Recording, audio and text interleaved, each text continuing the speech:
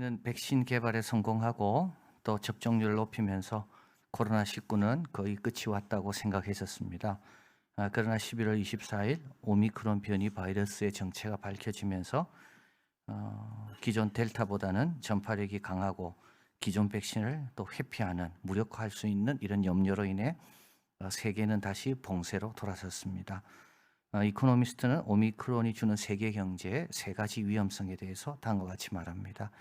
첫째, 선진국들이 취한 강한 제한 조치가 경제에 타격을 준다는 것입니다. 방역 조치를 완화할 때는 굉장히 조심스럽게 완화했는데 방역을 강화하는 길로 선택할 때는 신속하게 선택하였습니다. 그래서 국내 국제적으로 이동의 제한이 가해지고 이로 인해 특별히 서비스 업종의 회복은 다시 멀어졌습니다. 둘째, 물가가 오를 것이라고 보는데요. 경기 회복에 기여하는 물가 상승. 그래서 그동안 눌렸던 것이 다시 이제 소비로 이어지면서 지금 물가가 아주 가파르게 상승하고 있는데 봉쇄로 인해서 이거는 다시 공급의 부족에 의해서 공급의 비용 증가로 인하여 물가가 또 오를 것이다. 이렇게 봅니다. 세 번째로 중국이 받는 영향입니다. 중국은 제로 코비드 정책입니다. 이거는 뭐냐 하면 한 명이라도 확진자가 나오면 마을 통째로 그냥 방역을 이제 정책을 취하는 겁니다. 통제를 하는 겁니다. 기차 타고 가다가 기차 안에서 한 명이라도 양성이 나오면 기차 전체에 있는 사람들은 음성 나올 때까지 기차 밖으로 못 나오는 그게 코비드 제로 정책입니다. 그런데 이제 이 오미크론 이 전파력 때문에 그 정책이 과연 지속 가능한가? 그리고 중국은 이로 인하여 경제가 어렵게 되면 세계에 영향을 다 미친다. 바로 이런 세 가지 영향입니다. 그러면서 이렇게 결론을 내리는데요. 코로나19는 팬데믹, 세계대 유행 감염병이 아니라 엔데믹, 마라리아와 독감같이 우리가 함께하면서 통제할 수 있는 그렇게 엔데믹으로 2022년은 변할 것이다. 다들 이렇게 내다봤습니다. 그래서 늘 옆에는 있지만 감기처럼 약 먹으면 괜찮은 엔데믹. 그래서 팬데믹을 지나 엔데믹으로 올 것이다. 이래 봤는데 팬데믹에서 엔데믹으로 오는 과정은 우리 생각처럼 그렇게 간단하지 않다. 이걸 이번 오미크론을 통해서 우리가 배운다라고 쓰고 있습니다. 지난 2년 동안 우리가 경험한 건 딱 한 가지입니다. 눈에 보이지 않는 바이러스가 우리 모든 삶을 다 결정합니다. 그동안 보이는 것만 믿고 살았는데요. 보이지 않는 것이 이렇게 무섭구나. 근데 사실 우리 신앙인들은 여기에 익숙합니다. 보이지 않는 하나님을 보는 것처럼 하여 사는 게 우리 신앙인이거든요. 나타난 것은 다 보이는 것으로 된 것이 아니고 말씀으로 된 것을 아는 게 우리 신앙인이거든요. 믿음은 보이지 않는 것의 증거거든요. 자, 오늘 본문에 보면 예수님의 말씀을 듣고 있던 한 여인이 이렇게 말합니다. 27절, 당신을 뵌 태와 당신을 먹인 젖이 복이 있도소이다. 참 자녀로 인하여 어머니가 높임 받는 이런 내용입니다. 그래서 믿음은 내려간다면 영광은 밑에서 올라옵니다. 예, 믿음은 부모의 믿음이 자녀에게로 가고요. 영광은요, 자녀에 잘 되면 영광은 위로 올라옵니다. 영광은 절대 밑으로 내려가지 않습니다. 아무리 부모가 훌륭해도 자녀가 잘못되면요, 부모의 영광은 의미가 없습니다. 영광은 밑에서 위로 올라옵니다. 믿음은요, 위에서 밑으로 내려갑니다. 자, 그래서 이 여인은 예수님의 가르침을 들으면서, 야, 저 예수님을 낳은 어머니, 저 예수님을 기른 저 여인, 얼마나 복될까? 근데 예수님이 뭐라 말씀합니까? 28절, 예수님께서 가라사대 오히려 하나님 말씀 듣고 지키는 자가 복이 있다. 이런 부모들은 몇 명 안 됩니다. 자녀로 인하여 영광받을 부모는 몇 명 안 됩니다. 그리고 그 영광이 얼마나 오래 가겠습니까, 사실. 우리 예수님 때문에 우리는 다 자유로워진 겁니다. 그것보다 더 영광스러운 게 있는데 그게 뭐라고요? 내 말을 듣고 하나님 말씀을 듣고 지키는 자가 더 복되다. 그래서 예수님으로 인하여 우리에게 주어지는 엄청난 혜택이 하나 있는데 그건 뭐냐면 복의 제한이 확 풀린 겁니다. 누구나도 예수님 말씀 잘 듣고 믿으면 그대로 행하면 이 세상이 줄 수 없는 그런 복을 누구나 누릴 수 있다. 자, 그래서 우리 예수님께서 8장 21절 예수께서 대답하여 가라사대 내 모친과 내 동생들은 곧 하나님 말씀을 듣고 행하는 이 사람들이다. 모친과 동생은 굉장히 제한적인 관계입니다. 아무나 끼일 수 없습니다. 타고나면서 정해지는 관계죠. 그러나 예수님으로 인하여 이 관계도 확 열려지게 됩니다. 누가 내 모친이요 내 동생인가? 하나님 뜻대로 행하는 자이다. 어떻게 보면 혈연보다 강한 유대가 맺어지는 것이 바로 듣고 순종함에 있는 겁니다. 그리고 이렇게 듣고 순종함이 중요한 이유는 예수님의 말씀은 보통 말씀이 아닙니다. 영원한 말씀입니다. 진리입니다. 고칠 게 하나도 없습니다. 여기만 진리가 아니고 저기 가면 진리가 아닌 게 아니고요. 어디서나 진리입니다. 영원한 진리입니다. 절대적인 진리입니다. 어떤 것도 그 진리에 공격할 수 없습니다. 상대적이지 않습니다. 절대적인 진리입니다. 그리고요, 의롭고 우리에게 힘이 되고 평안이 되는 말씀입니다. 자, 그래서 이 말씀을 듣고 지키는 것이 얼마나 큰 영광이고 복인지. 시리안 에프레임은 말했습니다. 마리아는 한동안 행복했다면 말씀을 듣고 지키는 자는 영원히 행복하다. 여러분, 한동안 행복한 것 같고요, 너무 힘들게 사지 마십시오. 영원한 행복의 길이 있는데 그 영원한 행복의 길을 찾고 그 안에 있는 것이 그게 제일 지혜롭고 또 예수님께서 그걸 주기 위해 이 땅에 오신 겁니다. 자, 그러면서 예수님은 예수님의 말씀이 얼마나 놀라운지 구약의 예를 들어 설명합니다. 29절 무리가 모였을 때 예수께서 말씀하시되 이 세대는 악한 세대로 표적을 구하되 요나의 표적밖에 보일 표적이 없다. 요나의 표적은 무슨 표적입니까? 두 가지죠. 하나는 하나님의 능력. 그래서 큰 물고기로 요나를 삼키고 그 안에서 요나를 살려두시고 그 다음에 물고기가 무트로 뱉어내고 그죠? 이 하나님의 능력. 그리고 또 하나는 하나님의 긍휼. 이 요나 같은 사람을 하나님께서 또 사용하시고 니느웨 백성을 또 용서하시고. 그래서 요나 이야기에는 딱 두 가지 하나님의 능력과 긍휼입니다. 예수님도 마찬가지죠. 예수님이 오셔서 보여주는 것도 하나님의 능력. 죽어도 살겠고 그리고요 하나님의 긍휼. 믿는 자는 누구든지 하나님의 자녀가 되는.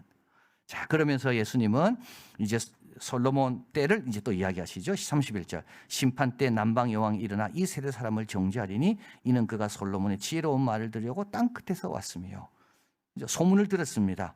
자기가 확인하려고 온 겁니다. 어디서요? 땅 끝에서 먼 데서라도 가치가 있기 때문에 그 말은 가치가 있기 때문에 그걸 들으려고 온 겁니다. 그런데 우리 예수님 뭐라 말씀합니까? 솔로몬보다 더 큰 이가 여기에 있는 겁니다. 여러분, 딴 데 가지 마시길 바래. 솔로몬보다 더 큰 이가 여기 계신다고요. 왜 여기 계시죠? 육신을 입고 이 땅에 오셨기 때문에 여기 계시는 겁니다. 자, 그래서 이 여인이 왔습니다. 와서 쫙 보니까 자기가 소문을 들은 것은 반도 안 되는 겁니다. 열왕기상 10장 8절 이렇게 말합니다. 복되다 당신의 사람들이요 복되다 당신의 이 신복들이요 항상 당신 앞에 서서 당신의 지혜를 들음이니이다. 그분보다 큰 이가 여기 계신다고요. 자, 그리고 또 심판 때 32절입니다. 니느웨 사람들이 일어나 이 세대 사람을 정죄하리니 이는 그들이 요나의 전도를 듣고 회개하였다. 요나가 말해도 회개했다면 더 큰 이가 말씀하면 이들이 어떻게 할까요? 요나는 결함이 많은 사람입니다. 늘 불평하는 사람입니다. 하나님께서 용서하는 게 이해가 안 되는 사람입니다. 박넝쿨 하나 갖고요 짜증을 내는 사람이 요나입니다. 이 요나의 설교를 듣고 그런데 다 회개하고 짐승까지 금식을 시켰다고요. 근데 요나보다 더 큰 이가 어디 있다고요? 여기 계신다고요. 자, 그래서 듣고 지키는 자가 복이 있다. 자, 그러면 요나보다 큰 분, 솔로몬보다 큰 분이 말씀하는데도 반응에 실패하는데 그 이유가 뭘까? 예수님께서 말씀합니다. 34절입니다. 내 몸의 등불은 눈이라. 내 눈이 성하면 온몸이 밝을 것이요 만일 나쁘면 내 몸도 어두리라. 눈이 중요한데 눈이 성하고 눈이 나쁘면, 약하다는 말 안 합니다. 눈이 나쁘면 눈에 대한 우리 예수님의 도덕적인 성격을 부여하는 겁니다. 자, 좋은 눈은 어떤 눈입니까? 성한 눈은 겸손합니다. 배우려고 합니다. 사모합니다. 존경합니다. 눈빛을 보면 압니다. 어떤 마음으로 여기 있는지요. 여러분, 눈을 보면 알잖아요. 벌써 예수님 앞에 딱 왔을 때 그 눈이, 그 향료옥합을 깨뜨린 그 여인의 눈은 예수님을 보는 순간 막 눈물이 흐르는 바로 그런 눈입니다. 그 눈이 성하니까 어떻게 됩니까? 제대로 보고 온몸이 밝습니다. 눈이 나쁜 사람은 어떤 사람입니까? 두 마음을 가졌습니다. 집중을 안 합니다. 늘 엉뚱한 거 보고 있습니다. 조롱과 교만한 눈입니다. 흠을 잡으려고 합니다. 이런 사람은 흠만 보고 갑니다. 33절 누구든지 등불을 켜서 음속에나 말 아래 두지 아니하고 등경 위에 두는 이는 들어가는 자로 그 빛을 보게 하려 함이라. 그래서 예수님께서 이 땅에 오셨는데 왜 숨어 계시겠습니까? 사람이 제일 잘 보이는 곳에 예수님은 계십니다. 그죠? 예수님께서 하늘 보잘 버리고 빛을 비추기에 오신 분인데 왜 등경 밑에 있겠습니까? 등경 위에 계시죠. 근데도 못 알아봅니까? 그거는 누구 문제입니까? 바로 우리 문제인 겁니다.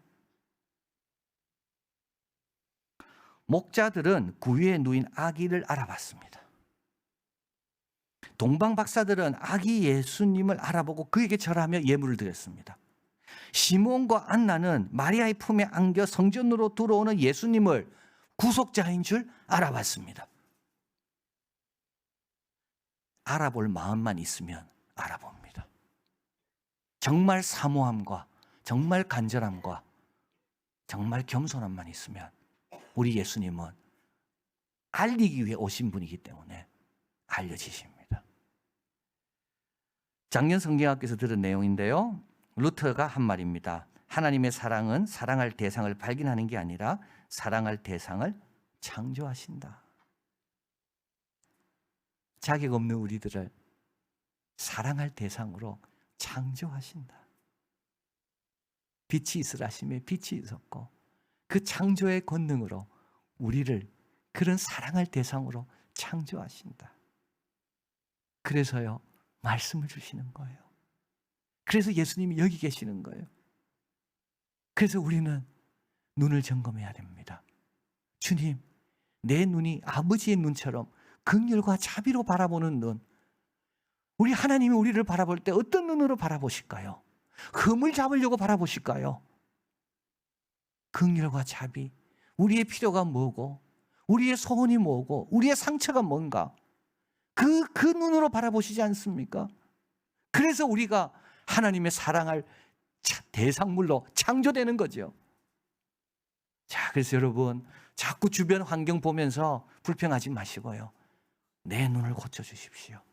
이렇게 좋은 나라, 이렇게 복되는 환경에 살면서도 여전히 어두운 가운데 있으면 예수님의 오심에 그런 의미가 하나도 없는 겁니다. 내 눈을 고쳐주시고 내 눈이 나쁘지 않도록 성하도록. 그러면 여기가 얼마나 영광스러운 자리요.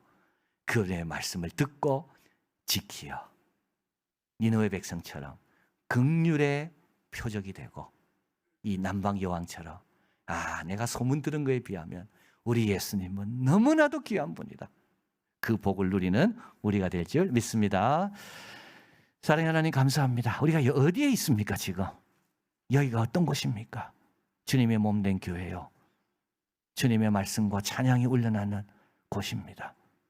이곳에서 눈이 밝아지고 온전해지고 주님의 손길을 경험함으로 인하여 주님의 은혜를 받고 온몸이 밝아져서 그 어떤 복도 비교할 수 없는 말씀을 듣고 지키어 행하여 누리는 그 복과 권세, 그 가운데 늘 있는 우리들이 되게 하여 주시옵소서.